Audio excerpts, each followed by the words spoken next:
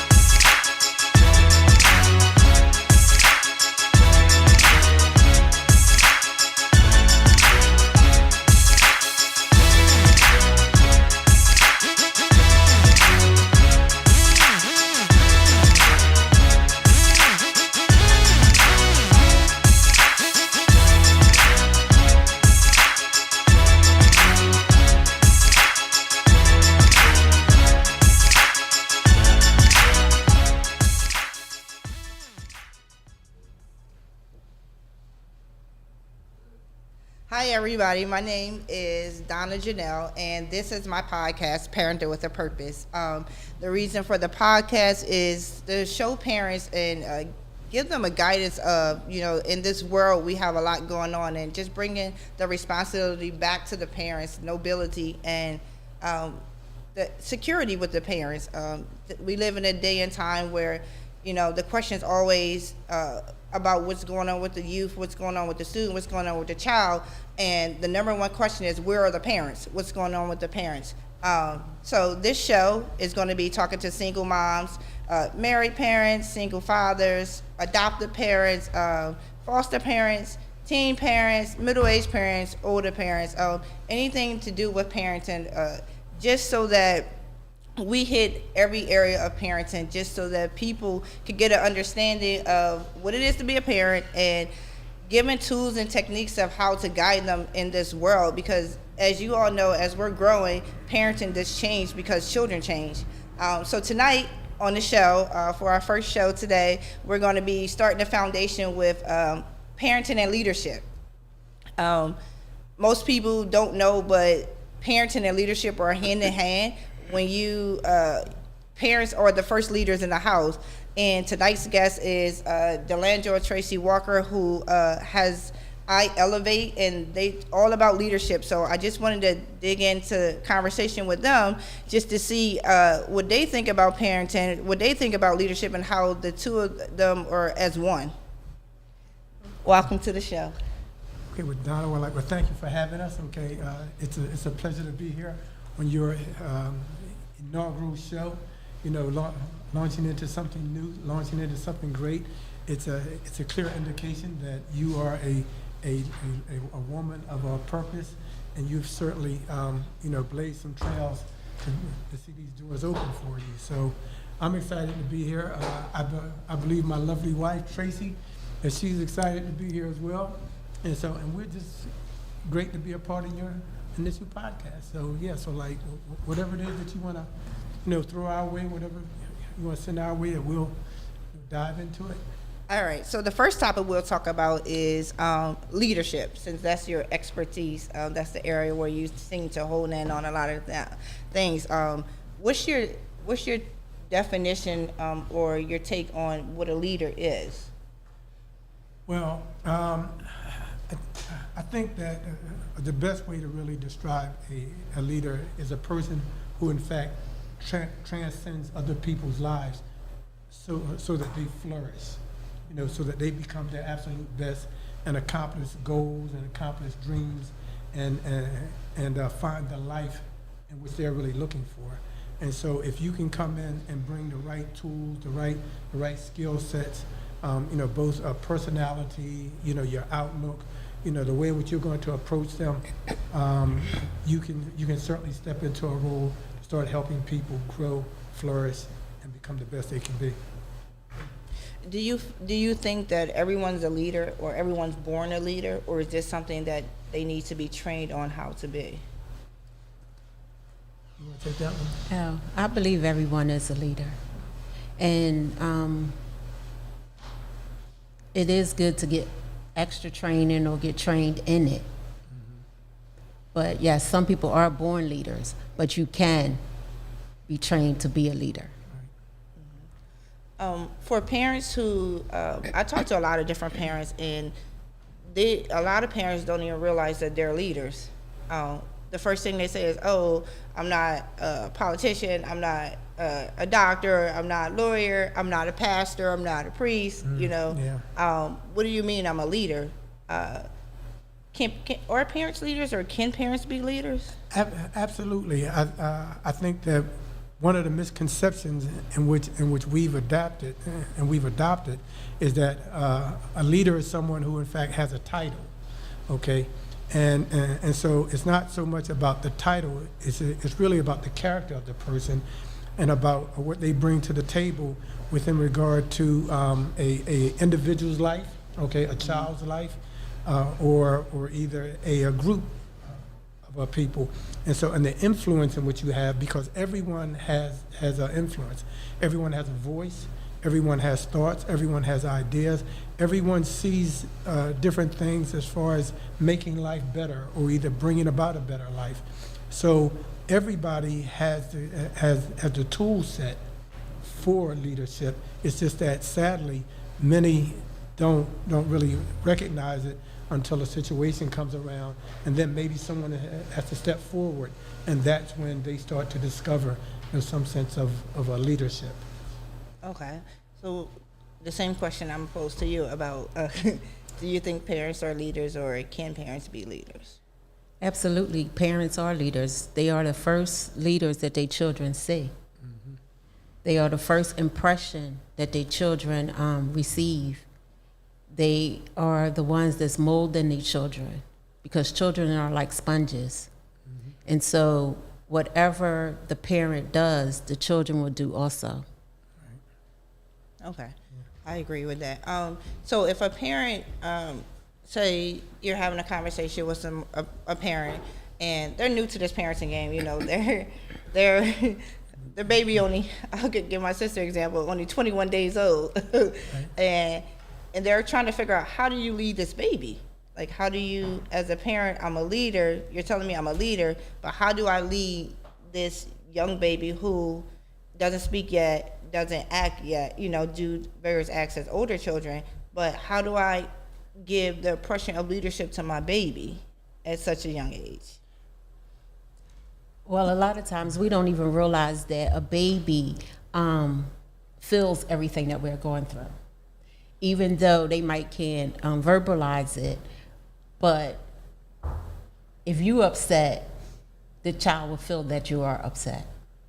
So even leading that young child, you still making an impression on them, even though you might even feel like they're not even able to understand it. Mm-hmm. But they are.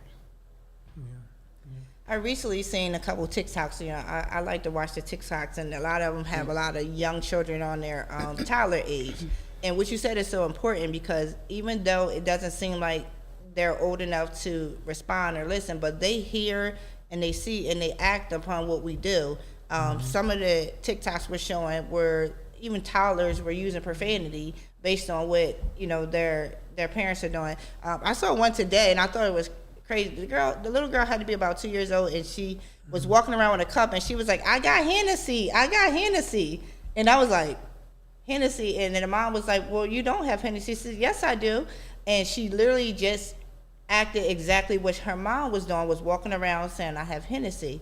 And the mom said, once she was done, she was like, wow, I never knew she was listening or watching. Mm-hmm. Right. Yeah. So sometimes I think that, as parents, like, we're on the go so much, or we're doing so much where it's about us, and we forget that our children are watching, our children are listening, really paying attention. And I think that's one of the issues that we're dealing with today, when we see a lot of children are behaving a certain way, and the parents are like, well, I don't know where they get that from. Yeah. You know, and the night before, that's where they got that from. So it's important, as you said, our children hear us, our children see us, and they respond accordingly to how we respond to things. Another question I have, just this whole parenting and leadership thing, just how to combine it, you know, how to not separate it. Because as we said here, parents are leaders, so it's not like I have one person in the house is just leading. Like, if it's a single house, the mom's leading, and if it's a married house, the mother and the father are actually leading, not just one parent that leads into raising children. So I think it's important. One of the things that I want the audience to really understand is that, as you said, the qualifications or qualities of a leader, when you look up parenting, they're the same qualities. As a parent, we're responsible to make sure that they're, you know, food, shelter, and clothing. That was the basic thing I heard my whole life. Food, shelter, and clothing. Now, it didn't say what kind of food, because you can have your little oodles and noodles, your little powdered meat, and all those things. They said food, shelter. It didn't matter where you lived at, as long as you had shelter, right? And it didn't matter what your clothes were. Like, you had clothes. They can have holes in their shoes, or they can have, you know, just not the greatest thing, but you had something. And for a long time, you know, I'm getting up in age, but this is what I hear consistently, food, shelter, and clothing. As we dig into this parenting thing, that one of the things to realize is that it's more than food, shelter, and clothing. You want to touch on what else there is involved in parenting? Yeah, absolutely.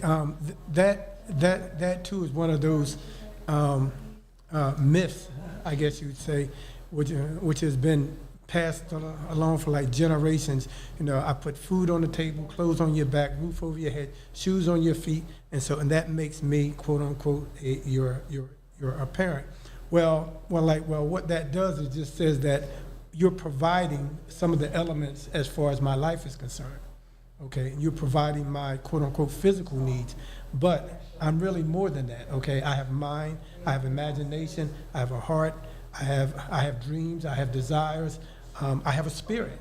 You know, I mean, and so all of those things need to be, you know, developed, and they need to be nurtured, and in some way or another, you know, a parent is a person who in fact plays a relational role within the family. Okay, a child, a natural child, adopted child, or like whatever it is, and so that's what a parent is.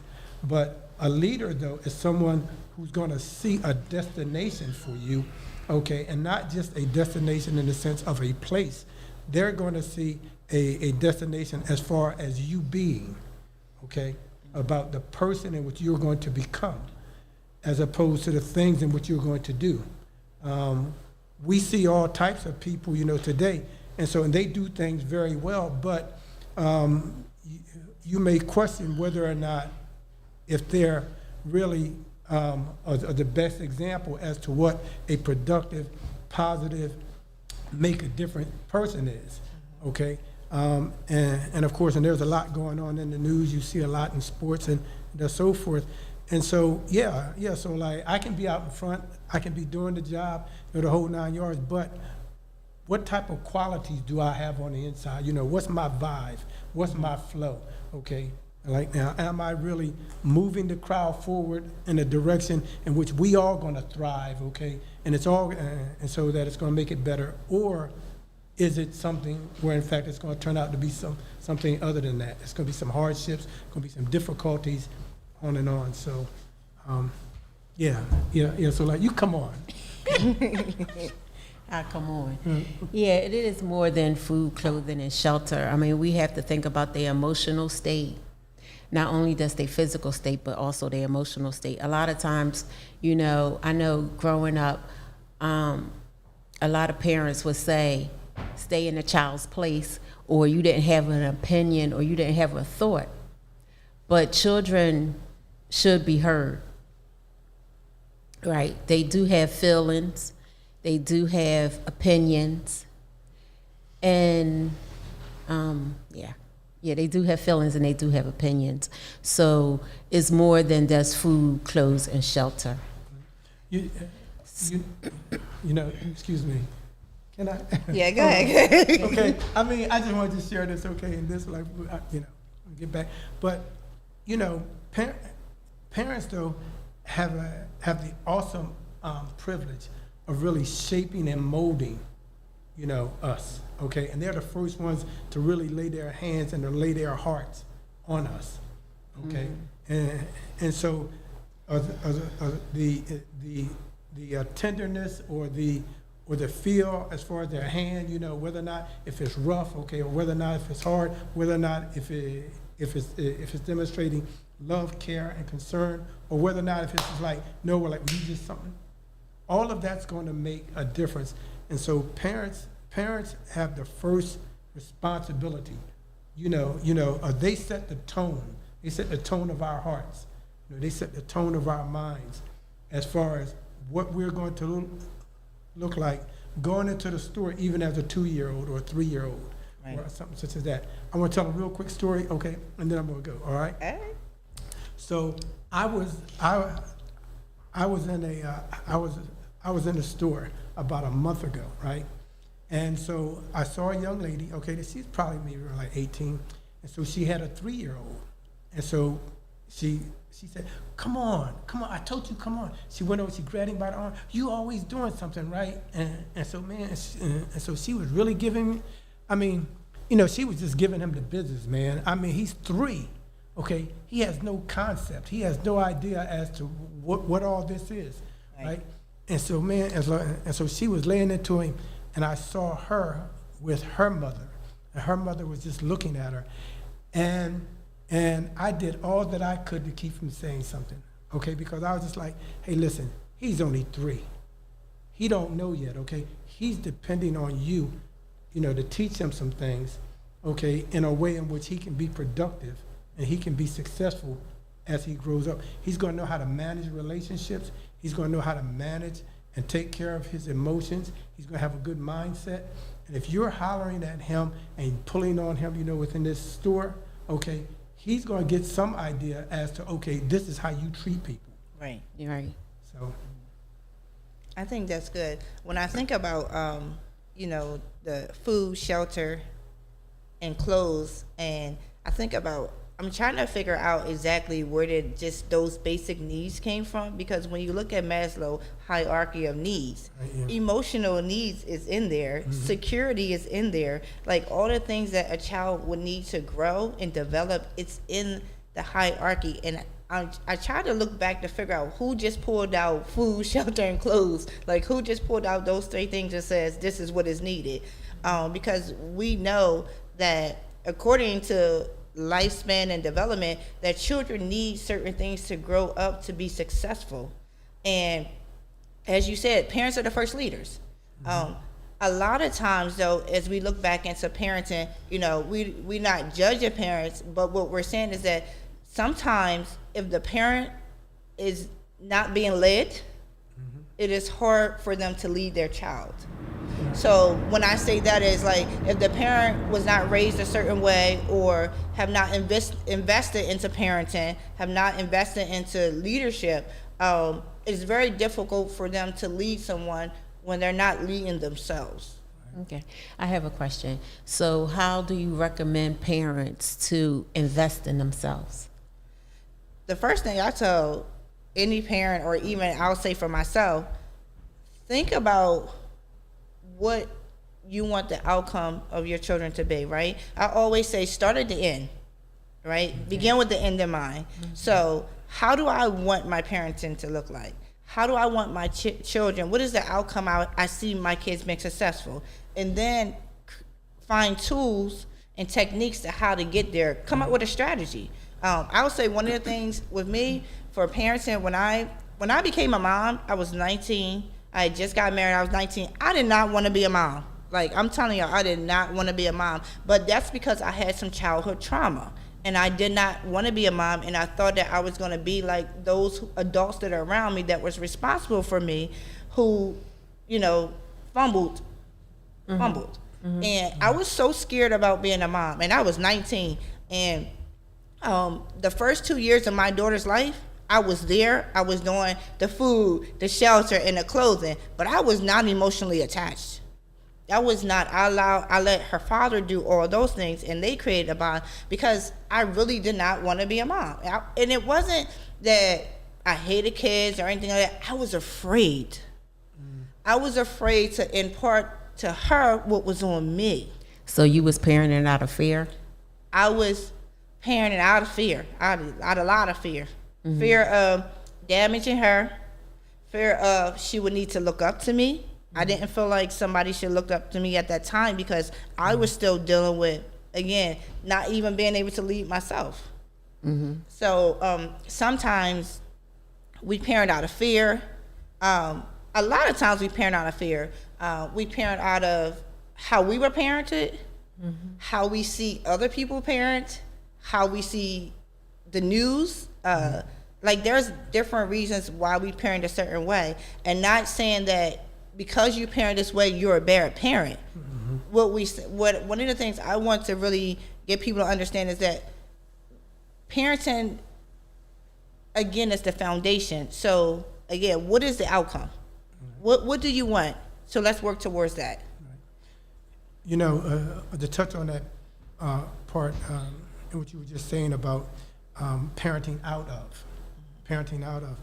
And the thing in which I've learned, the thing in which I see now, okay, and it's just so prevalent to me as far as parenting, is that it is so easy to parent out of unawareness, okay, or either lack of knowledge, okay, or either, you know, some people, they say ignorance, okay, and so you can't give a child something in which you yourself that you don't have.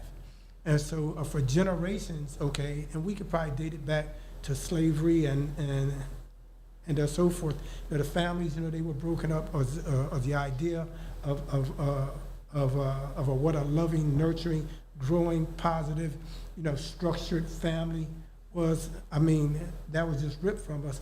And so we have, you know, passed along things generationally, where in fact it was just things in which we just didn't know. And so now that we are in this time where in fact information is flowing, you know, at the speed of light and faster, we have an opportunity to really know. And you had said something earlier about investing. And so I think one of the greatest things in which we can all do is invest in ourselves, because the more in which we invest in ourselves, the more we will have to pour out of ourselves. And so if a parent really invests in their understanding, invest in their education, invest in their awareness, invest in their emotional intelligence, their social intelligence, you know, their intellectual intelligence, and you start to invest in those things, you have something in which you can pass along and you can give to others. And so I'm just going to say this. Now, like we can say that's a prime example because we've known you, okay, for a lot of years, and we could see how you invested in yourself. And now, because you've invested so much in yourself, you're sitting here on your podcast, Parenting with a Purpose, with Donna Janel, okay, now pouring out, okay, and you're now sharing and you're letting flow out of you what has been invested in you. And that was because you came to a place of awareness. This isn't the type of mother I want to be. This isn't the type of parent I want to be. I think that was good what you said. That is so important because a lot of times, I won't say excuses, but they basically are excuses, for lack of a better term, of why we parent the way we do. A lot of times I hear, well, this happened to me or that happened to me, so I can't do this or I can't do that. And we start to hinder ourselves or put ourselves, I guess, self-sabotage ourselves as parents sometimes because of what we've been through ourselves, and we think that maybe we can't be no better or our children won't be better. Again, that's a generational thing, and a societal thing too, because even if you didn't grow up in a household, if you had both parents, I've mentored people who have both parents in the house, both parents are contributing, but yet because of society, they were able to be I would say, like, tapped into. So then it kind of shift their thoughts and behaviors towards parenting. For example, if a parent had everything that they needed growing up, food, clothes, shelter, well, this is what we think they had everything, food, clothes, and shelter, right? And they had the best of education, and they were able to, get married, have a family, buy a house, the great dream that most people want, right? And then you have a child who's depressed or frustrated or more like not social. And you're like, well, I did everything I did right for this child. Like, why wouldn't they not be able to do what I think they should do or act the way I think they should act? I gave them everything. But then in turn, that emotional piece was missed, right? That nurturing piece. So sometimes we think we're providing everything for our child because basically it's what the law says we're supposed to provide for a child. But parenting is more than just a law. Right. Yeah. It is a lifestyle. Right. One of the things that my slogan kind of is that, we are the bows and our children are arrows, and they will land in the direction where we sent them. That's right. Now, they might not land when I send them. Like, as soon as I shoot the arrow off, it might take them a little bit of time to get there, but eventually they will land there. It may take weeks, days, years. I think that I'm not sure what my mom and my dad thought when I was younger, but I'm quite sure that now that they see I'm probably closer toward that land than where they really wanted to shoot me at, even with life obstacles that was around me. So even if we don't see it in there as they're growing as a teenager, but even in later adults, so even in their geriatric years, we might see exactly what we were aiming for. Right. So that's one of the things that I think sometimes, in parenting, it's not sometimes, parenting is not instant gratification. No. Right. So it's not going to be, oh, I taught you this, you're going to do this today and we're going to rock out. Right. Like, it's some blood, sweat, tears, some praying. It's a lot involved in that. But we don't give up in it because we don't see where we think we should see at the moment. What I like now, a part of what you said really caught me because you spoke about children being like arrows in the quiver. I think the saying goes. Okay, and of course, if you got an arrow, okay, that you don't just shoot an arrow aimlessly. Right. Okay, because then you become reckless, and when we don't have a destination, okay, for our children and for those in which we're raising and those in which we're leading, okay. Really, in a manner of speaking, we become reckless. Okay, so when I say a destination, I'm not talking about the house that you live in, the money that you make, the clothes the car that you drive in, and those types of things. I'm talking about a destination as far as their character, as far as the quality of their character. Okay, if I don't have a destination, okay, I'm not so concerned about how much money you make. Okay, yes, that's important, okay, because we all need money, okay, and the place where you live, yes, I want you to live in a safe place and those types of things, but the main thing, though, is that I want you to have a character on the inside, okay, when in fact that you know how to navigate, the troubles of our life, without pulling your hair out, okay, or without cussing somebody out, I mean, if I can navigate my emotions, okay, if I can have some sense of my thoughts, okay, and the value of my thoughts, the treasure of my thoughts, the worth of my words, the value of my voice, if I can have that, and I can instill that, within my child or our children, they can grow up and they can speak more assuredly about things, without necessarily having to buy into, the falsehood, okay, and the damaging of perceptions which are oftentimes sold today on social media and throughout our society. I think that's good. So we're not. So essentially, are you saying? Correct me if I'm wrong. I'm not going to say this is what I want to say. What I think you're saying. Break it down. So it's not necessarily so much of trying to get our children to a destination of a house, a car. So not necessarily having them to be the richest person in the world or the wealthiest person in the world, a football player, basketball player, you know, all these titles, these leader titles, but it's more about making them a leader within. Right. Right, lining up their character. Right.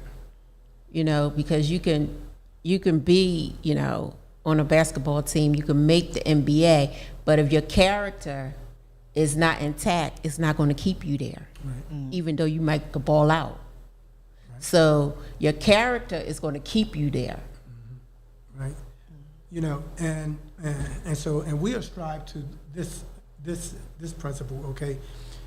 Being precedes doing. You know, that we got to be first. So in that case, so like, I want you to be not you know, the best NBA player or the best accountant or the best this and that. I want you to be the best person you can be first and foremost. Okay. And so if I can help my children be the best person as far as their character, the quality of themselves, the way in which they see themselves, their self-awareness, you know, their social awareness, their significant awareness, okay, the value in which they have, okay, and what they bring to life, all right, beyond tangible, touchable things. Yeah, okay, so like you can pull something out, you can drop something on somebody, okay, but can I drop, you know, some love and affection on you in a way that's going to make you feel good while the money's gone? Right. You see what I'm saying? So.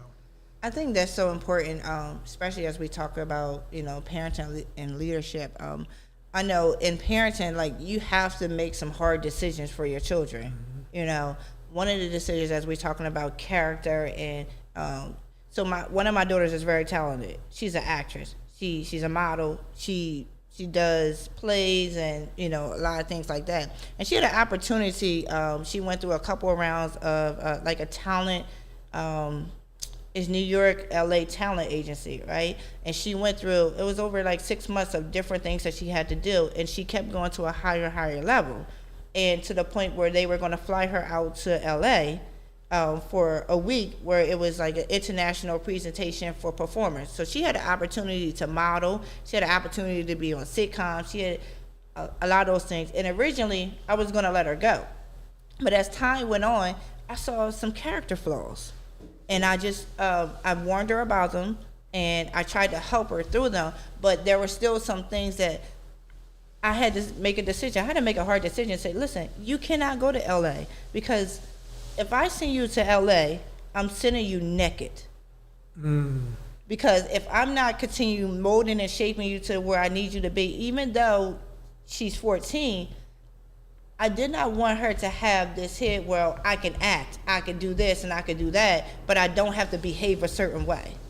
Right. And I don't care. And I had to explain to her, and she understood. She cried and she understood. But as a mom, I can't allow you to be out in the world and your cat making money, acting in other people's faces.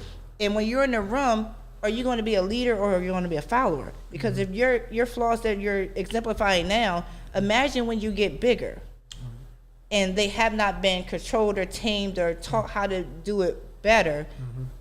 I don't want you to look like everybody else. So yeah, if she would have went out to LA, she probably would have made it, and she would have made us a lot of money. But I'm more concerned about the inner her than the outer her. And as parents, we have to make those hard decisions. Yes, your child's a good basketball player. Yes, he's a good football player. Yes, she can run track. But it's her character. When she get in that room, is she going to be the one not to follow but lead? Right. And can her character keep her there? Right. There are three rivers, I guess you'd say, or a way of saying it, in which I ascribe to when it comes to leadership and parenting and things now. And the two of you, and once I say this, now you're going to remember them. Okay. You're going to remember them, okay? The first one is flow, okay? The first avenue in which we need to establish, and it's good to establish, you know, within our life and our children's life, is of course is their flow. And so, and that's that inner person, that's their spirit, let's say. Their faith, their love, their obedience, and their worship. Okay? Because they're gonna have faith in somebody, okay, and something. They're gonna have love for something and someone, okay? And they're going to obey something about themselves, okay? And they're gonna worship something, okay? So in that case, like the first river, it's that's that spirit person. The second one is their tab, okay? Now y'all remember these now? Okay, your thoughts, your attitude, and your behavior. Okay, your thoughts, your attitude, and your behavior. And so, and I used to say, the tab was like, and of course, and we don't use keyboards a lot now, because we got them on the phone. Okay, I don't know if there's a tab on my phone or not. I got an iPhone. I don't know if there's. But you know what? But like, there's one on. It's one on the computer, and so, and the tab button is the only one in which you can go into the settings, okay, and you can program the settings as to how far the cursor is going to move. Oh, right, Okay. yeah. Okay, now how far it's gonna, but you gotta go into the program, okay? Every other key, okay, as soon as you hit it, okay, the cursor's only gonna move one spot, okay? And most of the time it's gonna leave some type of letter or symbol. The tab though, okay, you go into that program, you program it, you say, okay, 5 spaces, 10 spaces, or something such as that. And when you hit that tab key, okay, that cursor moves those number of spaces. And so what is it doing? It's moving further, faster. And so if we can tap into our children's thoughts, attitudes, and behavior, we can help move them further, faster. Okay? You see what I'm saying? And then the last one is about the money. It's about going out and being productive, okay, and being prosperous as far as the things in which you're looking to achieve. And that's our tags: talents, abilities, gifts, and skills. Okay, and so those are the things in which most readily identify us, because all of our clothing and the things in which we wear, almost everything has a tag on it. Okay, and so if you can have a tag, okay, so most of the time that we recognize people's talents, we recognize their abilities, their gifts, and their skills. But what about their tab? Okay, now, who worked in the backdrop of their life, programming them, okay, influencing them, so that either they're moving one spot, 2 spots, or maybe 5 at a time. We're like, well, how'd you get there so fast? Okay, well, like, how'd you accomplish that? Because I heard someone investing in me, someone giving to me, and now I'm able to move further, faster. And so I can accomplish something now, okay, or kids, they can, or those in which we're raising, they can accomplish something at quote unquote 19 or 20, because they got it earlier, okay. And so, so like those are the 3 rivers. Y'all remember those, right? Yeah. Yeah, Okay. we remember. All right. Now, does that work with adult children as well? Like, Absolutely. Do it. Yes. well, Yes, I mean, yes. yeah. I'm like, tell us how it works. No, because I think that sometimes when we're talking parenting, a lot of the times, depending on where you have grown up at, once a child is 18, they're on their own. Like, I got you through high school. That was the goal. That was the mission. I got you through high school. Now you're on your own with the rest of your life. And it's like parenting still continues, Like, you're always going to be their mom. You're always going to be their dad. So I was just wondering if you can share with us why it's important to continue the mission or continue the goal or the vision in your parenting and leadership journey. I'm going to give it. I think it looks different though, right? If once the person get grown, it looks different. Parenting look different as you parent your grown. You don't parent your grown child anymore. You still are their mother or you still are their father, but it looks different. You're not telling them what to do. Right. You know what I mean? And you're not telling them what to do. You're not showing them what to do. But if they come to you for advice, you, I don't want to say like, you kind of counsel them through it. You know what I mean? You just don't give them the answer. You allow them to come to the answer for themselves. I think it look different when you're an adult. Right. A parent and child relationship should look different. I definitely think it is different. I can think about, okay. Come on, I would think about my relationship with the two of you, right? I met you guys when I was 20, and I was already married, already had a child, but yet I still didn't have the tools and techniques of actually how to be a wife or how to be a mother. So for years, you guys poured into me, took me in as your own child. I call you guys my bonus parents. And I remember I used to think that, Mom, you were so hard. Like, you was like, you would just say stuff to me and it's like, ooh, like it was always something. But I will say that now, 22 years in our relationship, as a daughter, it's more of a friendship versus, I tell my kids, I'm not your friend. I am not your friend. And even though I was an adult, a young adult, we still weren't friends.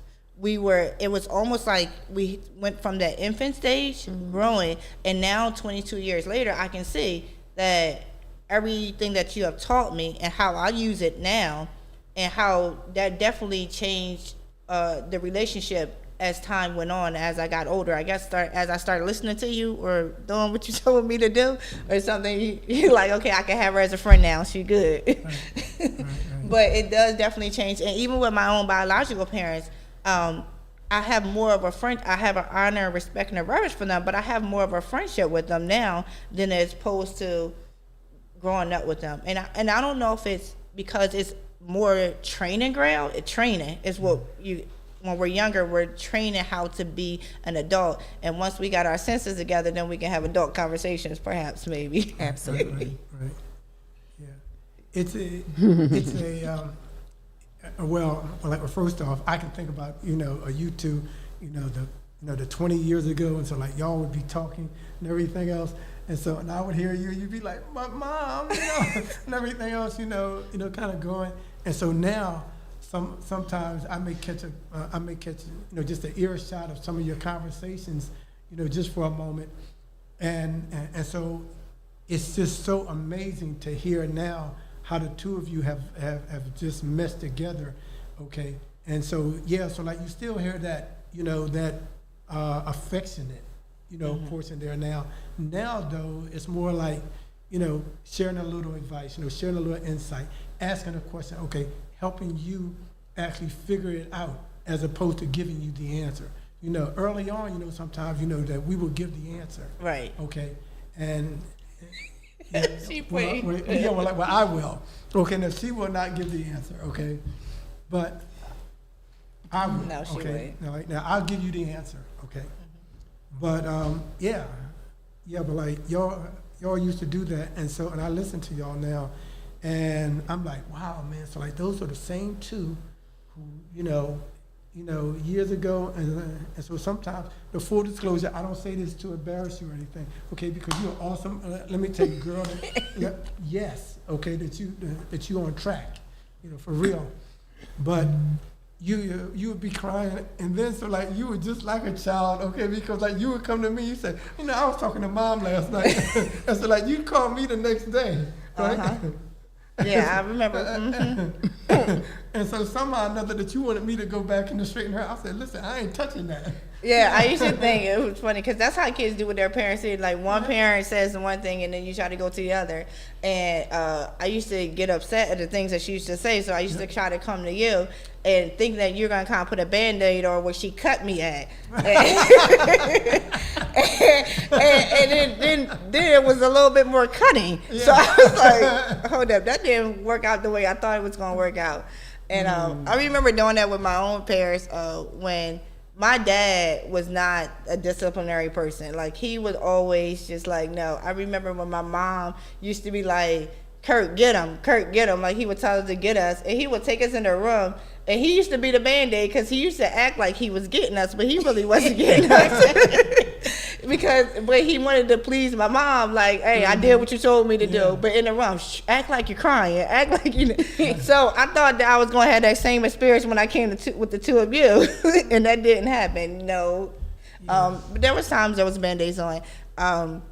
But I like the fact that just thinking about our own relationship of how it is so important to nurture a child. It's so important to not just provide food, shelter, and clothing, because you guys didn't provide those things for me. You provided the other things, which was love, care, nurturing, and how it is important to have all of that to be able to come out. Like you said, when you have life situations and circumstances that you're not pulling your hair out or, walking around just snatching your weave off because you done got mad about something or you ready to go off on somebody. So I think it's important for everyone to know is like really invest in our children and invest in ourselves so that when we're giving our children, we're not just pouring out of the cup that we have filled. Like we're giving them with the extra on the outside, the salsa, And as we're constantly filling our cup up, it will continue with an overflow, and that we're going to be giving that to our children, so that they can be successful. Because the goal is for us to have successful children, and success looks different in everyone's life. But if you're setting goals and you have a mission for your family, if you have a purpose of why you're doing something, you're going to get there as long as you apply yourself. And that looks different for everyone. The way I parent is not the way you parent. Not saying that there's a good parent and there's a bad parent. Everyone parents differently, but we got to get to the goal, which is to make sure the child has everything they need. Yeah, everybody parents differently, but every child is different. You can't parent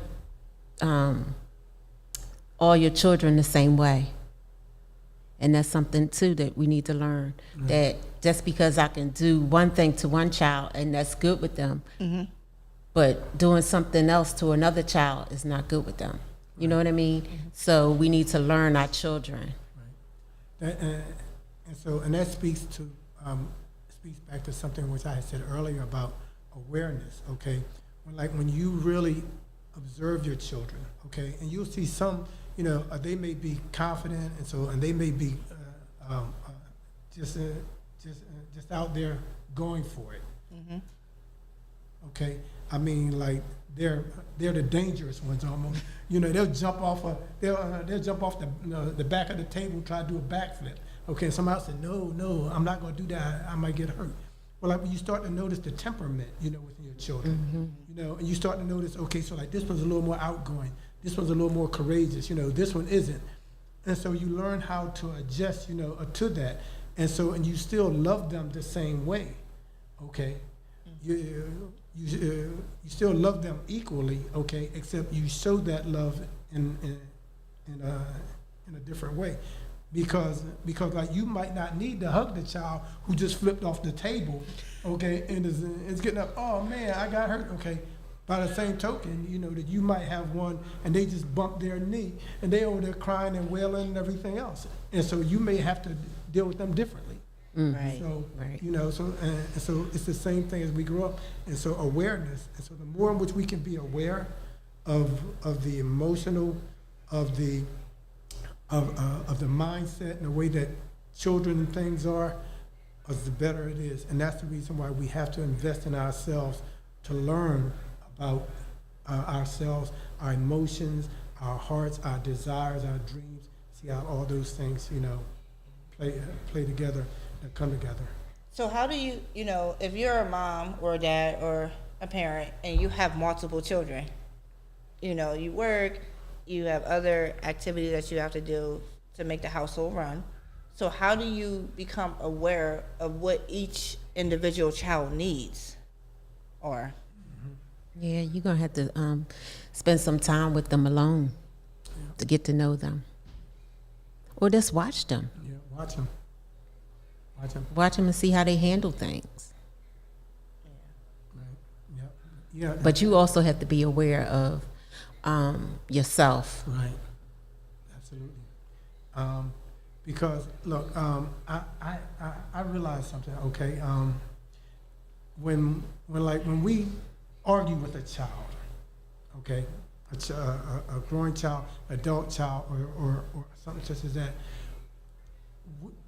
we have just lowered our mental and emotional standards down to where they are, okay? And the idea is to get them to come up to the place in which we are.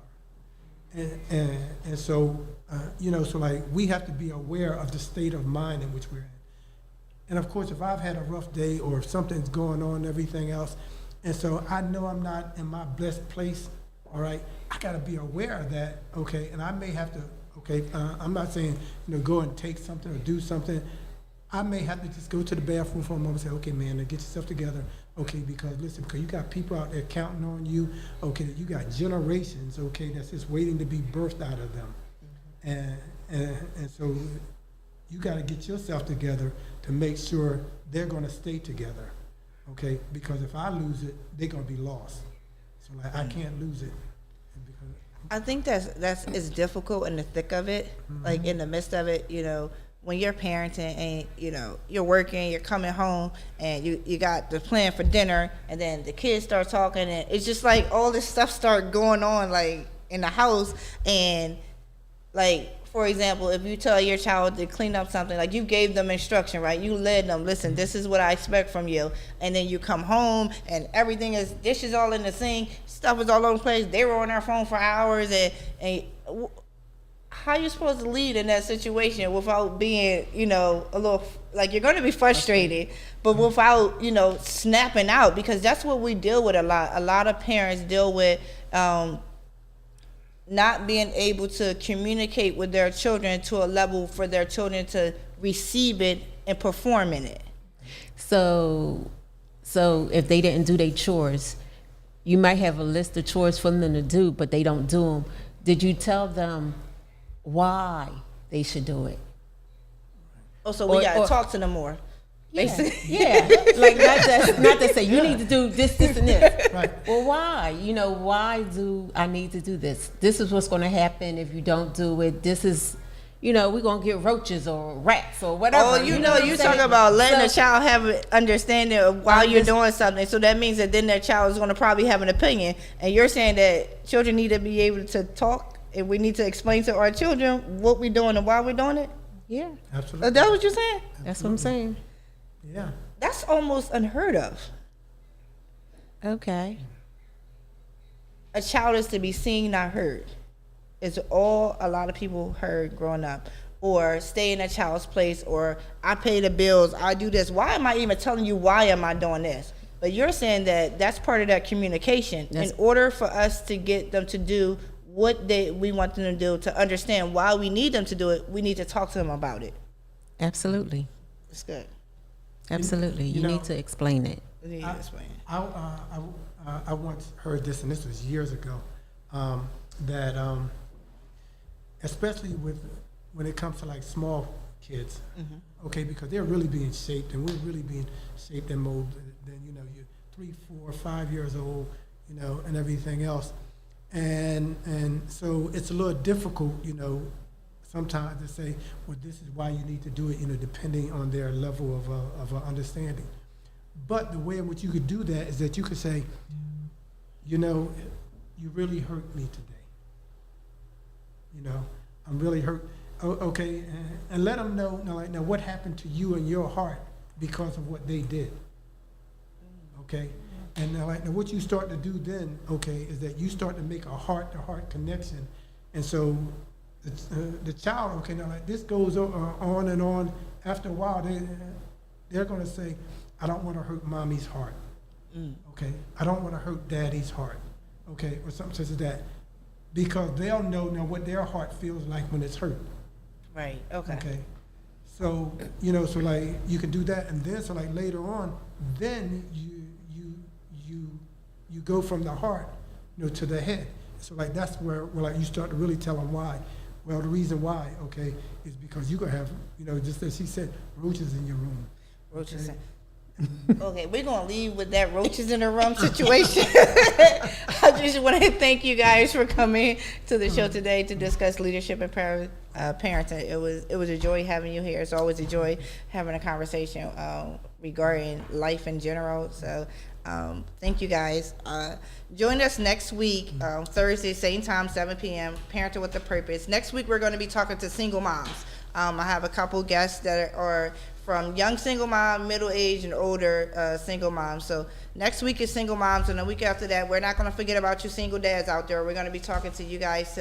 So tune in Thursday at 7 p.m.